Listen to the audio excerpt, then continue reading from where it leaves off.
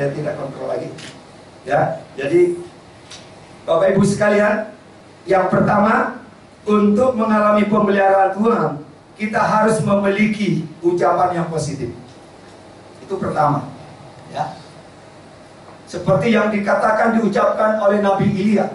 Bagaimana hebat pengaruh ucapan daripada Elia, sehingga diberkata kepada Raja Ahab, tidak akan turun hujan selama 3,5 tahun kecuali aku katakan. Ya. Dari ucapan daripada Nabi ini, perkataan Elia ini sederhana sekali, tetapi ucapan Nabi ini punya otoritas, punya power, punya kuasa yang bisa menutup hujan selama 3,5 tahun karena ucapan. Jadi Bapak Ibu sekalian, untuk mengalami pemeliharaan Tuhan, kita harus memiliki ucapan-ucapan yang positif. Karena dari ucapan itu bisa mempengaruhi kehidupan, bisa mempengaruhi keadaan, bisa mempengaruhi situasi. Haleluya, puji Tuhan. Karena itu Alkitab mengatakan hidup dan mati itu dikuasai oleh perkataan. Itu kata firman Amsal Sulaiman pasal 18 ayat 21. Hidup dan mati itu dikuasai ucapan.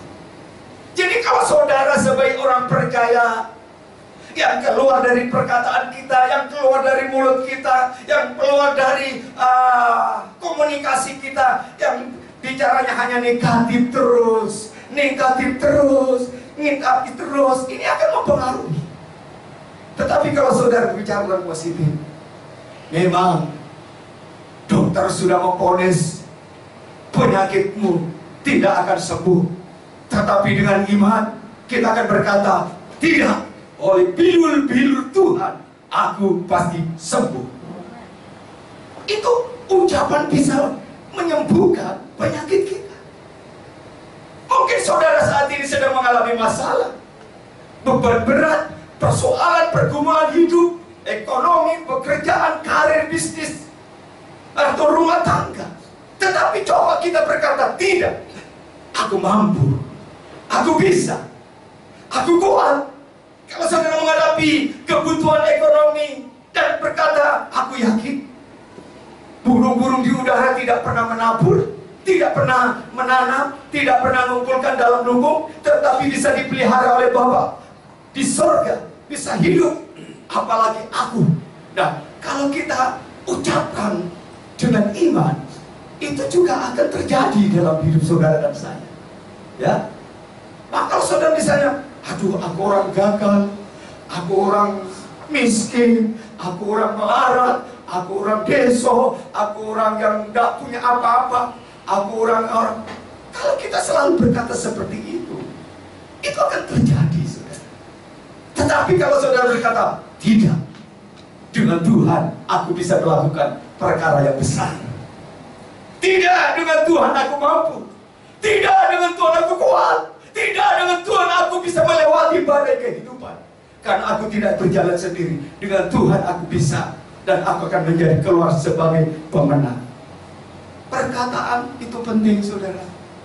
Makanya pada sore hari ini saya ajak lebih dalam. Kita lihat bagaimana hebatnya perkataan-perkataan orang beriman, bahwa hidup dan mati dikuasai oleh perkataan. Dan kalau saudara ingin melihat masa depan yang baik, yang lebih baik daripada sekarang, coba kita lihat di dalam kitab 1 Petrus pasalnya yang ketiga ayat 9 sampai 10.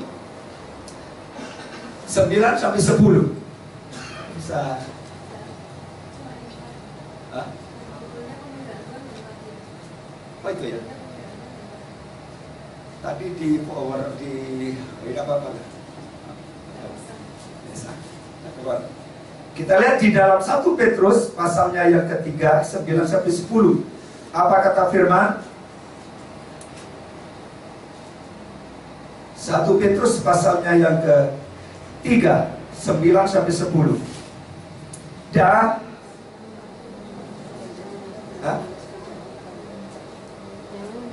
1 Petrus pasal 3 ayat 9 sampai 10.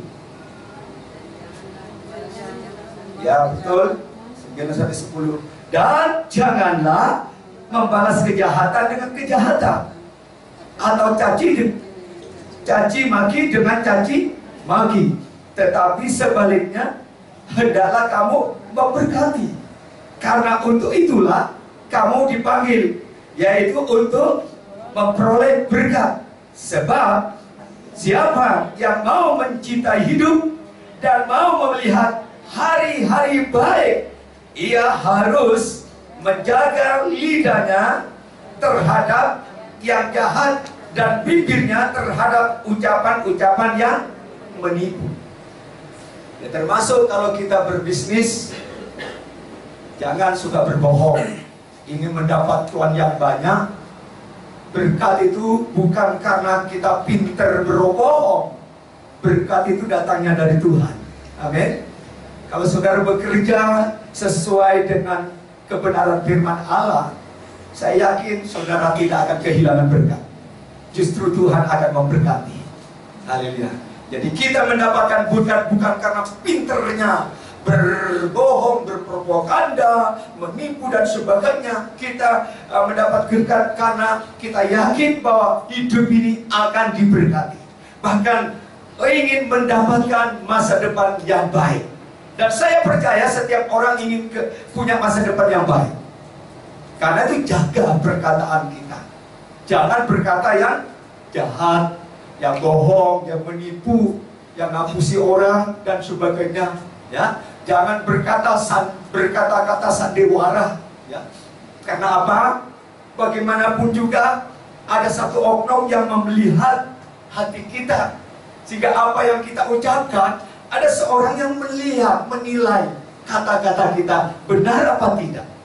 Karena itu kita harus memiliki ucapan yang positif, yang baik. Jadi kalau Bapak Ibu sakit kepala, pakai tangan aja dalam nama Yesus. Kepalaku sembuh, sembuh. Kalau saudara kanker, kantung kering, gitu, dapurnya tidak berasap, tidak usah bersungut, tidak usah ngomel. Berkat itu.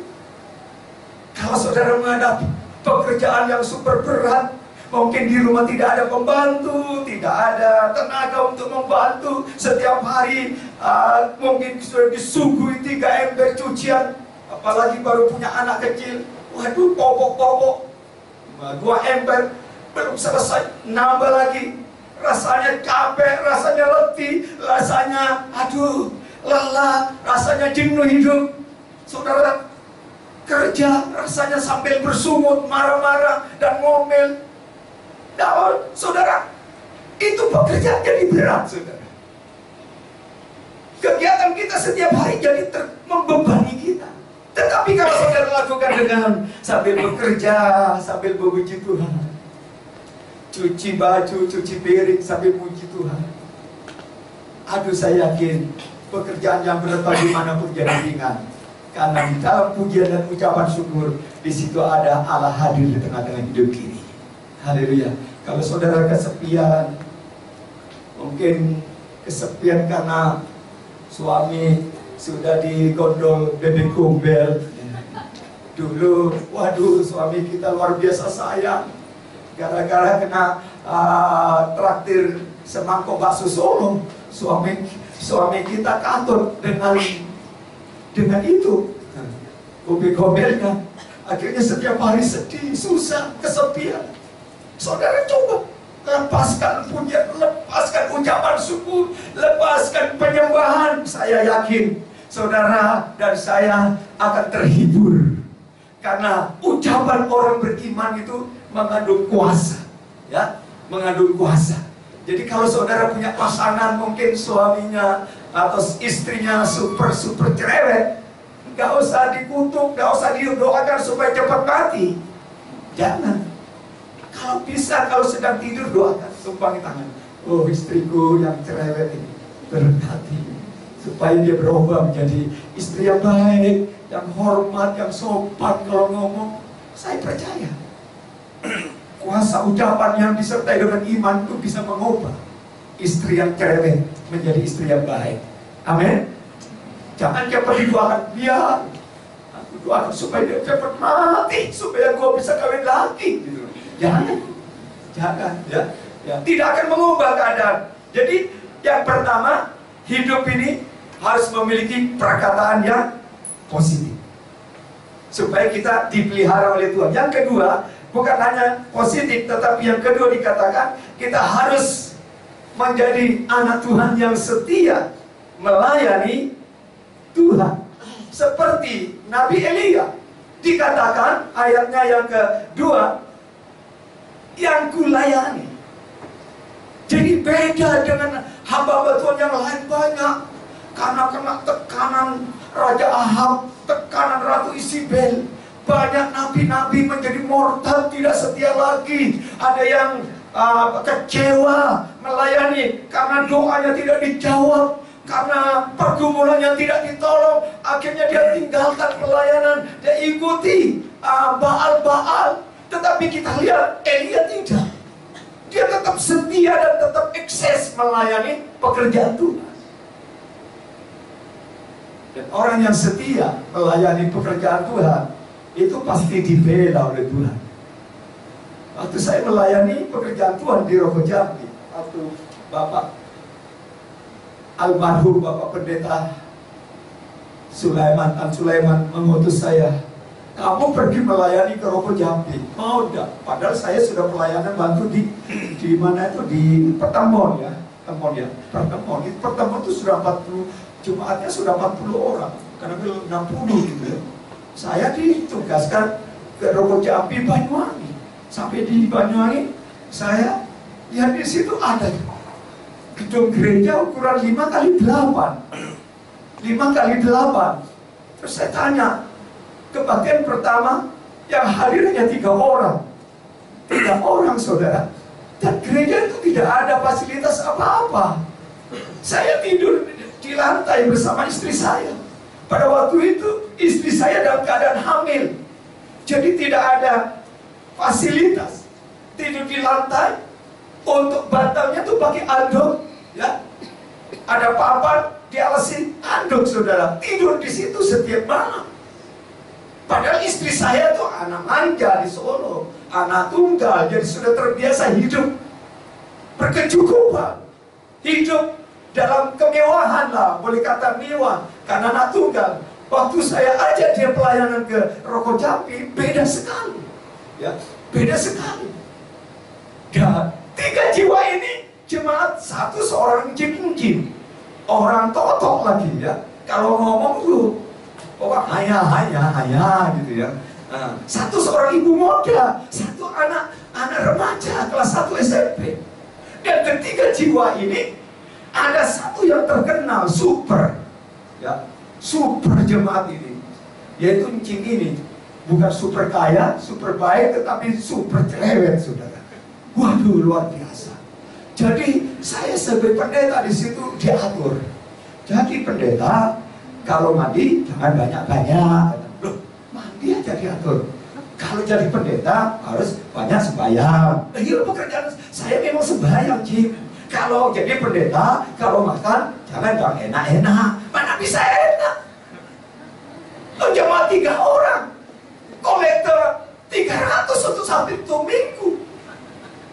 Hanya sekali kebaktian, ngiler kepingin, rasanya kepingin yang namanya paha ayam, kepingin sebagai manusia biasa. Gak cukup. Kalau untuk 300 1 minggu dengan istri, apalagi istri hamil, perlu minum yang namanya susu ya, untuk bayi di dalam perlu gizi. Gak cukup. Apalagi yang namanya kepingin paha yang paha sapi itu tak dapat lah. Itu kalkulasi gimana pun tidak bisa. Akhirnya mampunya ya paha kangkung. Setiap hari saya dan istri makan kangkung. Maksimalnya ya pehu, kalau tidak tempe tahu. Nah, saudara, 3 orang. Saya tidak minta sponsor dari siapa, termasuk yang mengutus saya. Saya katakan, kalau Tuhan Engkau utus yang akan bertanggung jawab dalam hidupku dan istri. Dan aku melayani bukan melayani manusia, tapi melayani Tuhan di atas segala Tuhan, yang punya langit bumi dengan segala isinya. Nah saudaraku, tapi heran dan ajaib, kadang-kadang kepingin sebagai manusia, kepingin makan daging, tapi tidak mampu membeli. Ada orang luar dikirim oleh Tuhan. Ada cim-cim toto datang ke gereja. Mana tuh pendeta yang baru? Katanya. Ada apa, Ci? Boksu mau ndak makan yang namanya semur lidah? Semur lidah? Waduh, ban kaos ya. Nah itu yang ditunggu. Akhirnya saya bisa makan semur lidah. Tapi kan tidak tiap minggu, ya, tidak tiap minggu. Karena Jim ini memang bukan seorang jemaat, ini jemaat yang gandeng dengan gereja, saudara. Setiap hari saya diawasi, didikte oleh jemaat ini. Pokok semua serba salah. Sehingga pada suatu hari dia datang kepada saya dan panggil, Boksu, ada enggak? Ada, Jim. Ada apa, Jim? Aku masak bakmi. Loh, katanya enggak boleh makan bakmi. Tapi enggak apa-apa, aku yang masak. Coba rasain, masakan aku enak. Itu masakan totok, saudara. Dia bawa satu piring itu bakmi. Tapi piringnya piring seng, saudara. Kebetulan kan, ini kan di rumahnya gandeng dengan gereja. Jadi di belakangnya tuh ada kebunan 10 kali 10. Jadi mereka tuh pelihara bebek dan anjing. Nah waktu dikasih ini bakmi, saya terima dengan istri saya. Saya ingat saya ini piring ini biasanya untuk dipakai untuk ngasih anjing dan bebek. Kok untuk kita sebagai pendetanya dikasih bakmi pakai piring yang karatan ini? Gimana nih kita mau makan nanti kena virus anjing? Bukan tambah sehat. Ini udahlah, kalau tidak makan tersinggung sama dia, namanya dia juga cinta tapi juga tidak pakai hikmat gitu. Akhirnya doakan aja, kuduskan oleh firman dengan doa. Kita makan dengan istri saya, tidak jadi virus anjing, saudara. Jadi gizi. Nah, akhirnya sudah satu hari Jim ini bilang sama saya, Boksu, apa Jim? Aku dijemput anakku di Hong Kong. Terus maunya apa? Aku mau tinggal di Hong Kong dengan anakku. Akhirnya saya dengan istri saya mulainya, ayo kita nyanyi. Bebanku terlepas, bebanku terlepas. Artinya, maksudnya tuh biar Jimmy pergi ke Hong Kong supaya beban kita setiap hari terlepas gitu. Akhirnya pergi, saudara. Pergi. Tapi gereja jadi sunyi gitu ya. Sunyi dari ribut-ribut. Tapi beberapa bulan berikutnya ada informasi bahwa Jim ini mau pulang ke Indonesia. Karena di sana dia takut kalau mati dibakar, saudara. Rupanya dia dengar khotbah saya. Dia dengar khotbah kok masuk di hatinya. Kalau mati jangan dibakar lah, jangan dikremasi, dikubur saja. Rupanya firman yang saya sampaikan itu nyantol di hatinya Jim. Sehingga pada waktu dia di Hong Kong, dia bilang sama anaknya, aku tidak mau kalau mati dibakar. Gak bisa mau. Di Hong Kong ini tanah harganya miliaran. Di sini tidak ada orang yang dikubur kecuali orang-orang yang kaya-kaya betul. Terus si Jim bilang, tidak, aku mau balik, aku mau pulang. Tidak ada yang antar, aku balik sendiri. Aduh, akhirnya dia mau tidak mau, akhirnya dibelikan tiket dan suruh jemput di Juanda, Surabaya supaya dia balik. Pulang, saudara, dari Juanda pulang ke Rokok Jambi lagi, masuk lagi ke rumah sebelah. Akhirnya kita nyanyi lagi, bebanku datang lagi, bebanku datang lagi. Hanya selang kira-kira 3 bulan berikutnya Jim ini sakit dan akhirnya mengembuskan napas yang terakhir dalam pelayanan saya sebagai gembala Sinai. Tapi sebelum dia meninggal dunia, dia berkata kepada saya, Pak Boksu, Aku punya tanah di belakang gereja dan belakang rumah 10 kali 10. Mau toh? Kayak no gereja mau gelap toh? Kaget sudah. Saya bilang, saya memang sudah lama berdoa untuk tanah kosong ini, untuk perluasan. Dia kasih gratis saudara, yaitu habis dia memberi tanah, dia meninggal dunia.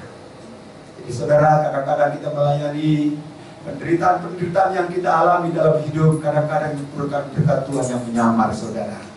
Bertahanlah kalau ada tantangan, masalah dalam hidup, pasti di balik kesetiaanmu melayani, Tuhan akan siapkan berkat. Amin. Artinya dari 3 Tuhan tambahkan terus, Tuhan tambahkan terus. Sekarang jemaat sudah kurang lebih 300 orang. Hanya dari 3. Saya harap jemaat di sini tidak hanya pendeta yang melayani, semua terlibat dalam pelayanan. Amin. Apapun talenta saudara, lakukan. Layani terus. Karena Alkitab berkata, jeripayamu tidak sia-sia. Kalau kau bisa melayani, memberi secangkir air putih untuk seorang hamba yang paling kecil pun, itu pahala tidak akan hilang di surga. Saya percaya lebih daripada secangkir air. Apa yang kau lakukan untuk pekerjaan Tuhan, apa yang kau lakukan untuk seorang hamba Tuhan, itu ada pahala tersendiri yang disiapkan oleh Allah kepada orang yang setia melayani. Amin. Haleluya. Tepuk tangan bagi Yesus. Haleluya.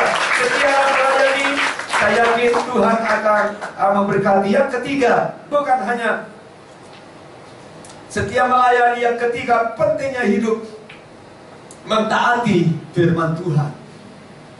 Jadi pada waktu terjadi kelaparan, Elia masih berada di area istana kerajaan Rahab, Raja Ahab. Tetapi pada suatu hari Allah berfirman kepada Elia, hambaku, pergilah, tinggalkanlah istana Raja Ahab, pergilah ke satu desa yang terpencil, yang disebut atau yang bernama Sungai Kerit. Di sanalah engkau akan hidup. Saudara, Elia mungkin secara manusia kan enak tinggal di istana, biar dalam kondisi krisis masih ada roti, masih ada minuman, masih ada fasilitas. Tetapi kalau aku suruh pergi tinggalkan istana, harus pergi ke sebuah tempat yang sunyi yang namanya Sungai Kerit. Siapa yang menjamin hidupku? Siapa yang akan memelihara aku? Siapa yang akan menghidupi aku? Nah, disitulah Elia diuji. Ketaatan kepada firman atau kepada kemauan perasaan dirinya sendiri. Elia harus tinggalkan zona kenyamanan. Dia harus melakukan kehendak Tuhan walaupun kelihatannya tidak menjamin, kelihatannya tidak menjanjikan. Tetapi itu yang disebut ketaatan kepada firman. Ini penting, saudara. Apa sih kesuksesan seseorang?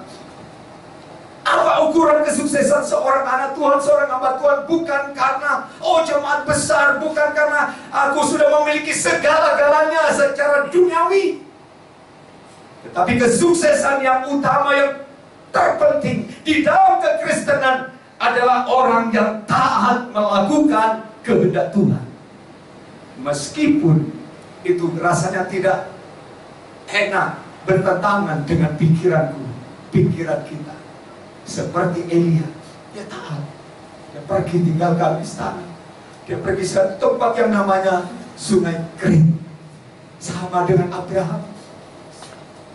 Pada waktu dia diuji, harus mengorbankan anak tunggalnya yang bernama Ishak.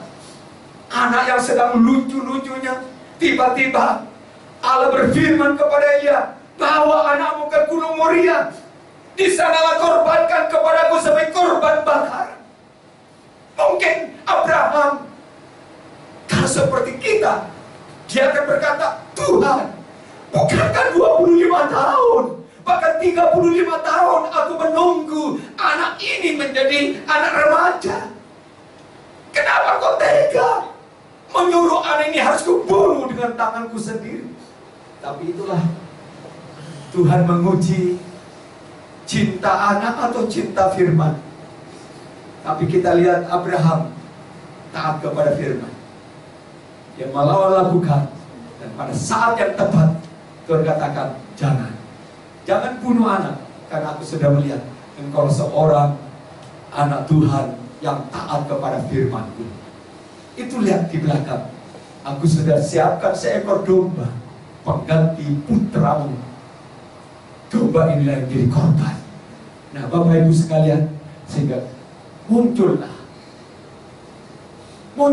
firman yang disebut Jehovah Jireh.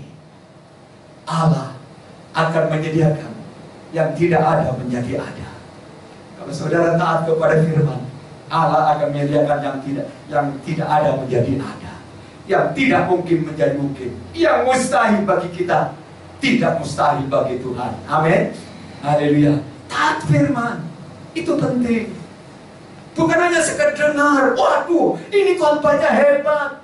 Oh, ini pendeta yang terkenal di dunia. Oh, kita terkagum-kagum kepada khotbah. Memang itu tidak salah, tidak dosa kalau kita dengar khotbah yang baik, khotbah yang diurapi. Tetapi tidak hanya sebatas kita hanya mendengar. Alkitab berkata, berbahagialah orang yang mendengar dan disertai dengan melakukan.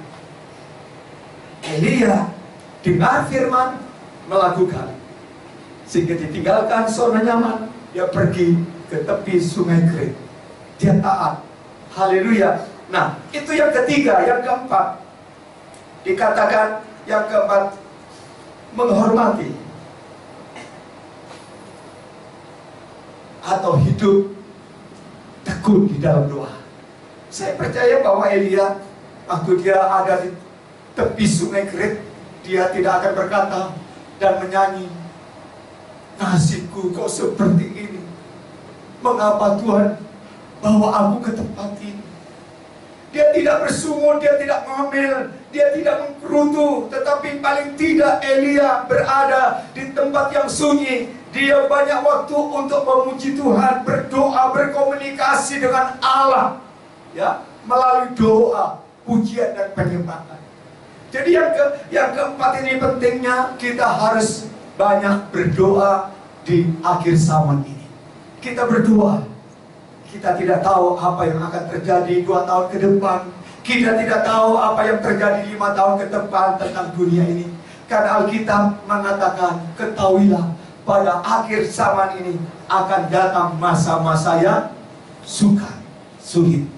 Tetapi kalau saudara dan saya banyak berdoa, nanti Tuhan akan menolong dan melindungi kita.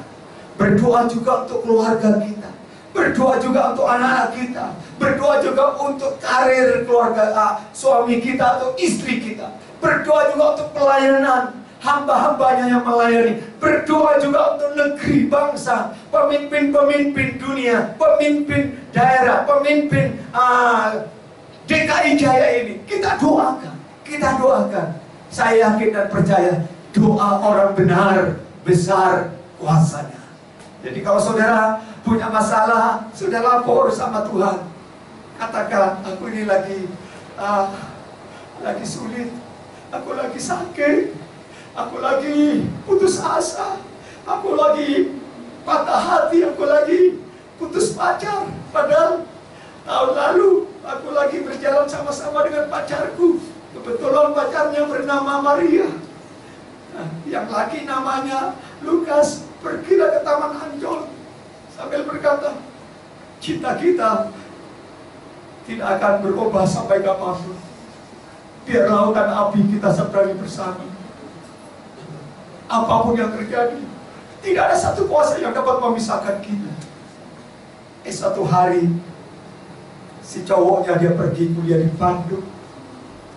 Hari-hari pertama SMS tidak pernah berhenti. Siang malam, tengah malam, terus jalan. Berapa? Seminggu, 2 minggu, 1 bulan. Yang menjelang bulan yang ketiga, SMS-nya sudah mulai berkurang. Ternyata si cowoknya tuh kena traktir bakso Solo. di warung. Betulan yang traktir bernama Siti Julaiha. Akhirnya SMS yang terakhir. Sampai di sinilah hubungan kita berdua. Kita anggap bersaudaranya. Karena memang bukan jodoh. Pasti si cewek akan menangis. Si cewek akan menderai air mata. Kok tega-teganya. Sehingga di dunia tidak selebar daun kelor. Padahal dulu menjadi gini. Akhirnya dia mengambil keputusan. Karena patah hati. Nggak semangat kuliah, nggak semangat makan, nggak semangat minum. Mau saja gantung diri di bawah pohon tomat. Akhirnya patah hati. Saudara, mungkin di sini tidak ada. Kalau ada, mungkin saudara kata, aduh, dunia jadi sempit. Kalau saudara ditinggal dikhianati oleh yang namanya Markus, nggak apa-apa. Dunia ini masih ada ribuan Markus. Kalau tidak ada di DKI Jaya, di Rokok Jambi itu ada yang namanya Markus. Saya siap jadi PHB-nya atau hubungan. Ya, jadi saudara susah mungkin orang yang patah hati, karena saya juga punya pengalaman. Tetapi percayalah, Tuhan Yesus itulah sumber penghiburan kita. Dia akan membalut hati yang luka. Pada saat kita mau berdoa, pada saat kita mau memohon kepada Tuhan, Dia lebih mengerti dari penderitaanku dan kesusahan. Dia ada tempat yang mampu untuk setiap orang yang mau datang kepada doa. Amin. Doa. Elia doa. Doanya luar biasa. Sehingga kita katakan, tiap pagi Tuhan perintahkan burung-burung gagak membawa apa? Roti. Sore burung yang sama, mungkin beberapa ekor burung bawa daging. Siapa nyangka burung gagak yang dikatakan burung yang rakus akan daging, tapi dia hanya gigit aja, tapi tidak berani menelan itu daging. Malah disuguhkan kepada hambanya yang bernama Elia. Bukankah ini satu keajaiban? Ya, bahwa Tuhan banyak cara untuk menghidupi, memelihara umatnya. Kalau satu orang tidak bisa membantu kita, mungkin orang tua kita sudah tidak mampu lagi, mungkin bos kita sudah lepas tangan atas pergumulan ekonomi kita. Percayalah, di dalam Tuhan itu banyak jalan keluarnya. Tuhan bisa memakai siapa saja, termasuk burung bisa dipakai untuk mencukupi dan menghidupi hambanya yang bernama Elia. Yang terakhir dikatakan apa?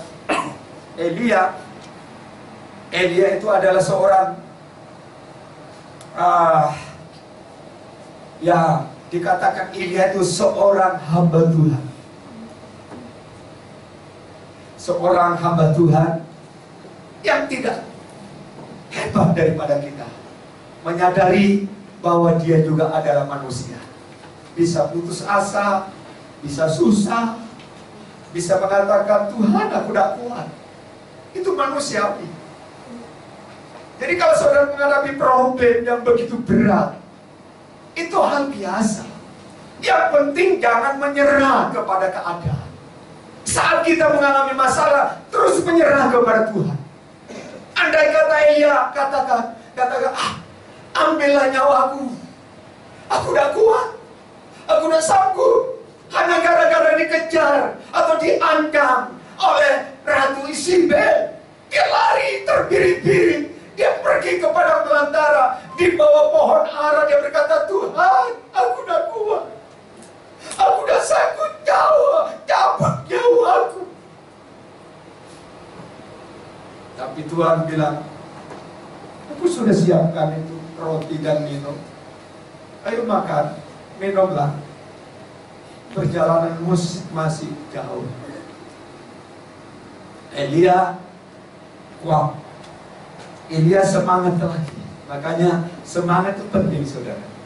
Kalau anak Tuhan sudah tidak punya semangat hidup, pekerjaan, masalah kecil jadi berat, pekerjaan ringan jadi berat, hal-hal yang kelihatan sepele jadi masalah.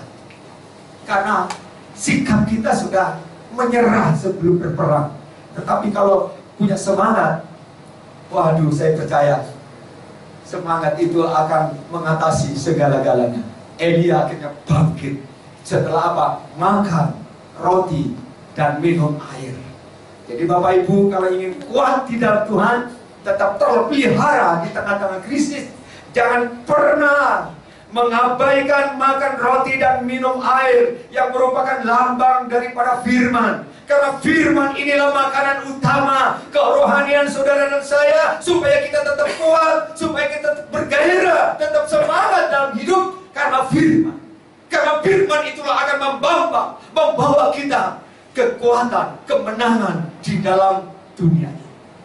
Kalau saudara tidak punya firman, saudara akan menjadi Kristen yang menjadi bulan-bulanan oleh keadaan dunia. Karena dunia semakin jahat, dunia semakin kejam. Tetapi kalau hati ada firman, ada Roh Kudus, ada pengurus tubuh Kristus, ada darah Kristus, saudara akan kuat. Seperti Elia, dia bertahan sehingga dia akhirnya tidak perlu dia harus mengalami yang bernama kematian. Tetapi Alkitab mengatakan di pasal-pasal berikutnya, Elia diangkat hidup-hidup, dibawa masuk ke dalam kerajaan surga. Ini seperti gambar tadi. Kita sedang menantikan kedatangan Yesus pada kali yang kedua. Harus kuat, bertahan, penuh dengan firman, sehingga akan mampu melewati masa-masa sulit sampai berjumpa dengan Yesus di dalam kerajaannya. Di sana tidak ada lagi air mata, tangisan, sakit penyakit, perkabungan, air mata tidak ada. Yang ada adalah sukacita abadi. Di sanalah kita akan bersemu dengan Tuhan, dengan kita semuanya.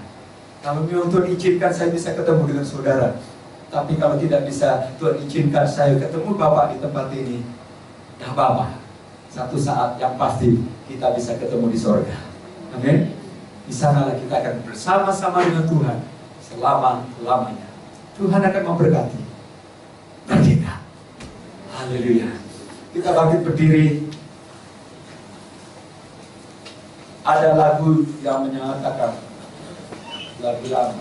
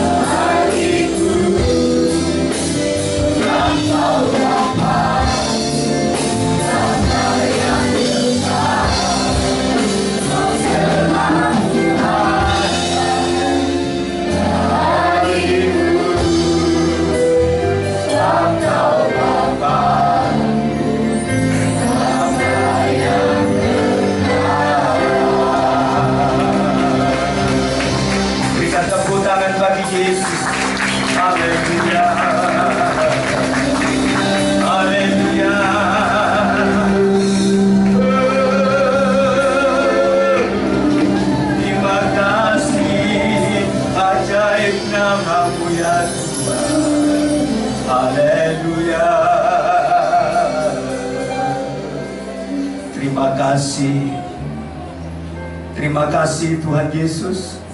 Terima kasih Engkau perkenankan kami sore hari ini untuk menyampaikan kebenaran firman-Mu. Kami tahu Tuhan, kami tidak punya apa-apa, tetapi yang punya datangnya dari Tuhan. Tuhan jugalah yang tahu kedatangan kami masing-masing. Kiranya Roh Kudus akan menjawab apa yang menjadi kebutuhan daripada jemaat-Mu. Sebab itu urapi kami hamba-Mu, urapi seluruh jemaat yang siap untuk mendengar. Kami siap untuk diberkati hanya di dalam nama Tuhan Yesus Kristus. Semua yang percaya katakan amin. Puji Tuhan. Silakan duduk. Salam Bapak Ibu sekalian. Terima kasih sebelumnya untuk kehormatan kesempatan kepada saya untuk menyampaikan firman Tuhan pada sore hari ini. Saya datang dari ujung Pulau Jawa, ujung timur, yaitu Banyuwangi, ya, Banyuwangi. Itu pun tinggalnya bukan di kota tetapi di kecamatan Rogojapi.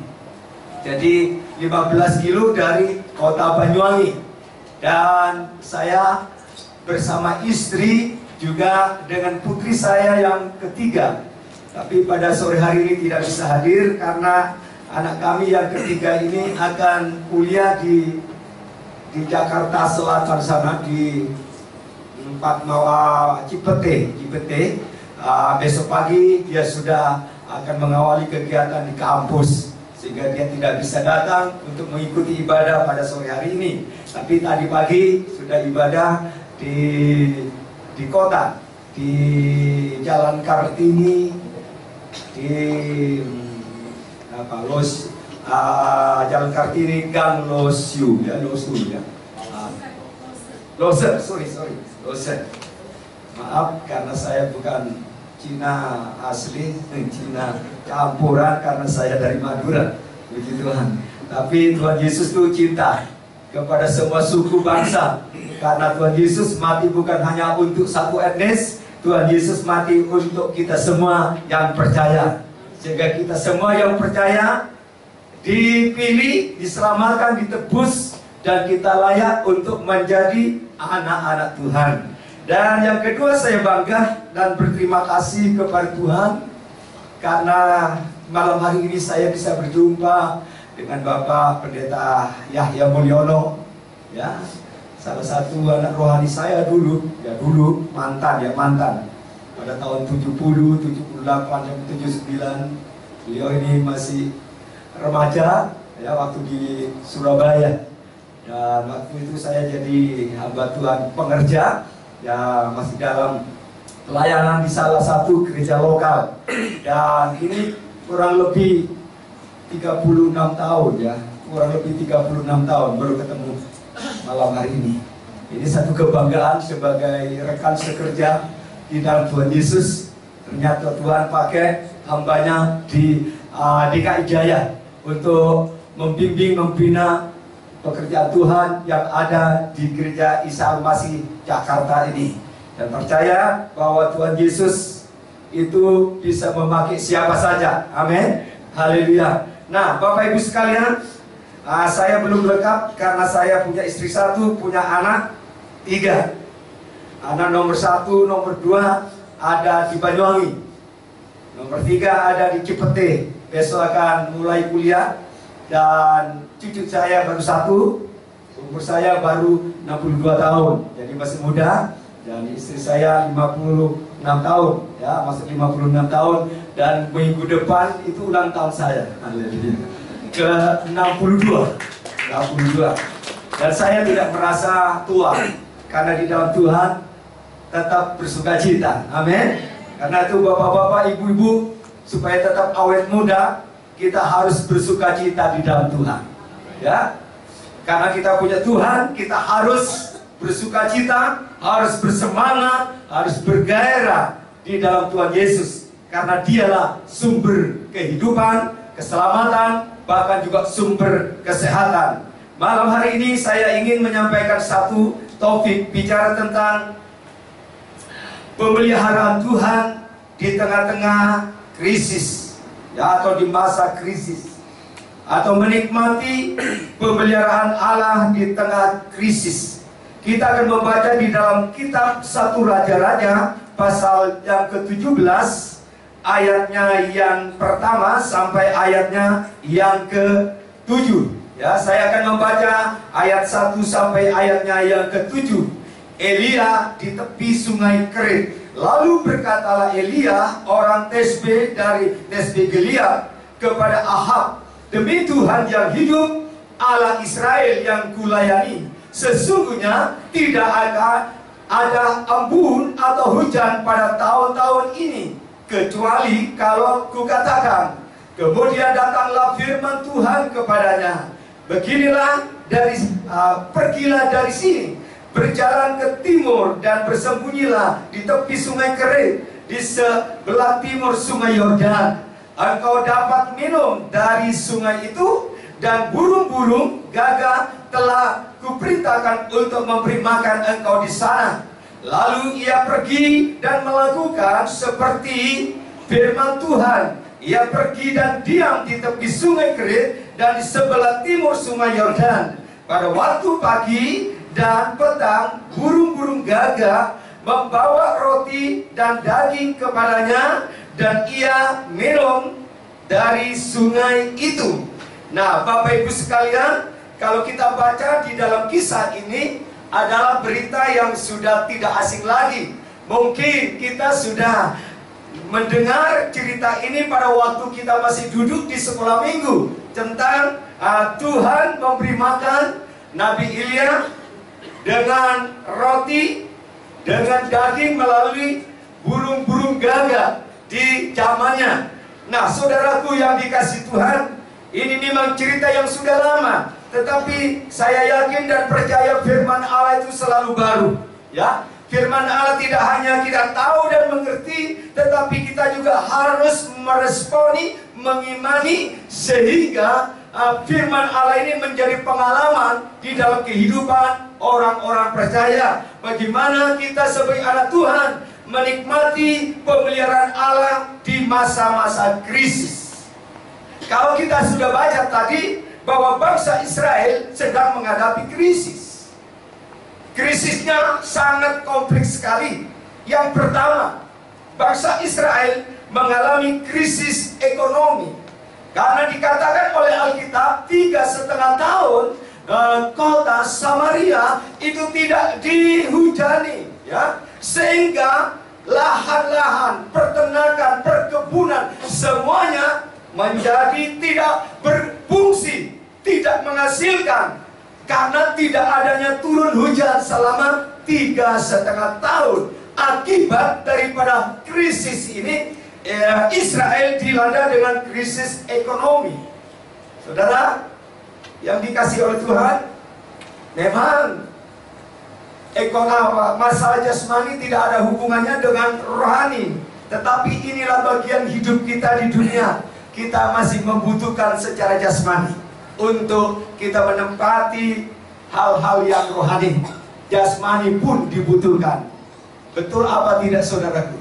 Kita masih butuh makan, anak kita masih butuh biaya hidup, biaya pendidikan, kita membutuh biaya operasional setiap hari, kita butuh uang. Nah, kalau uang tidak ada, ini merupakan pergumulan dalam kehidupan. Nah, ini yang terjadi di bangsa Israel. 3,5 tahun tidak turun hujan, sehingga terjadilah bencana kelaparan. Tidak sedikit masyarakat yang ada di Israel banyak yang sakit karena lapar, dan tidak sedikit yang mati kelaparan. Itu yang pertama yang Alkitab katakan krisis ekonomi.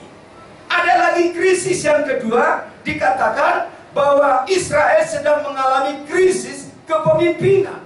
Karena pemimpinnya yang bernama Raja Ahab itu seorang pemimpin, walaupun dia kerajaan Israel, tetapi dia seorang raja yang sudah murtad. Sudah murtad, berpaling kepada Baal, kepada ilah-ilah, karena terpengaruh oleh sang istri atau sang ratu Isabel. Oh, betapa hebat pengaruh dari pemimpin yang tidak bertobat. Pengaruh pemimpin yang tidak takut akan Allah itu bisa mempengaruhi pada rakyat yang dipimpinnya. Itu sebabnya saya datang ke sini tidak kampanye, tetapi kita berdoa supaya gubernur DKI Jaya sekarang akan dipimpin oleh orang-orang yang takut akan Tuhan, sehingga Jakarta menjadi diberkati oleh Tuhan. Amin. Oh, Jakarta boleh terus mengalami satu peningkatan, baik sektor ekonomi, keamanan, sosial, budaya, dan sebagainya. Ini tergantung dari pemimpinnya. Ya, tapi sayang, di zaman dulu pemimpinnya yang bernama Ahab, dia sudah murtad, sudah berpaling dari Allah yang hidup dan benar. Dia sudah mengikuti ilah-ilah yang tidak menjamin keselamatan. Nah, dari situlah sumber bencana melanda negeri Israel. Dan yang ketiga, bukan hanya krisis kepemimpinan, Alkitab juga mengatakan bahwa Israel sedang mengalami krisis rohani. Ya, krisis rohani, di mana sebagian besar bangsa Israel itu sudah berpaling dan mereka semuanya ikut menyembah kepada Baal-Baal. Wah, ini yang menyakitkan hatinya Tuhan, ya. Menyakitkan hati Allah sebagai Tuhan yang sudah menyelamatkan mereka dari negeri perbudakan. Mereka sudah tidak percaya lagi, sehingga dikatakan mereka mengalami krisis kerohanian. Nah, krisis kerohanian ini kalau tidak cepat dipulihkan, ini akan membawa dampak-dampak yang lain. Nah, itu yang dikatakan oleh Alkitab. Tetapi saudaraku yang dikasih Tuhan, kita lihat di tengah-tengah krisis masih nampak pemeliharaan Allah kepada orang-orang yang sungguh-sungguh mengasihi Tuhan, kepada orang yang cinta Tuhan, kepada orang yang setia kepada Tuhan, kepada orang yang taat kepada Tuhan. Pemeliharaannya dinyatakan, termasuk pemeliharaan Tuhan kepada seorang nabi yang bernama Nabi Elia. Jadi selama 3,5 tahun krisis yang sedang melanda Israel, tetapi kita lihat Elia dipelihara oleh Allah dengan luar biasa.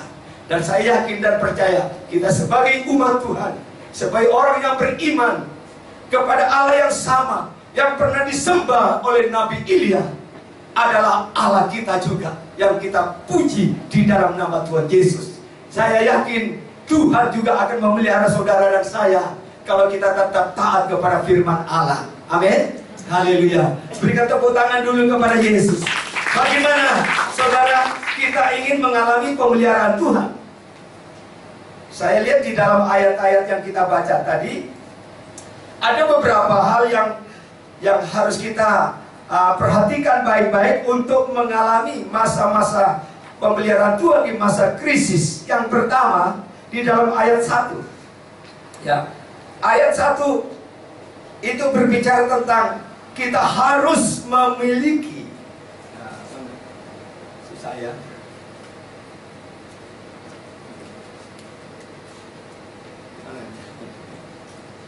Masih ya. Saya kira, maaf, ada salah. Memang ada tema yang sama, tapi beda. Mungkin salah-salah masukkan ke PowerPoint. Satu Raja-Raja pasal 17 itu salah. Mungkin temanya sama.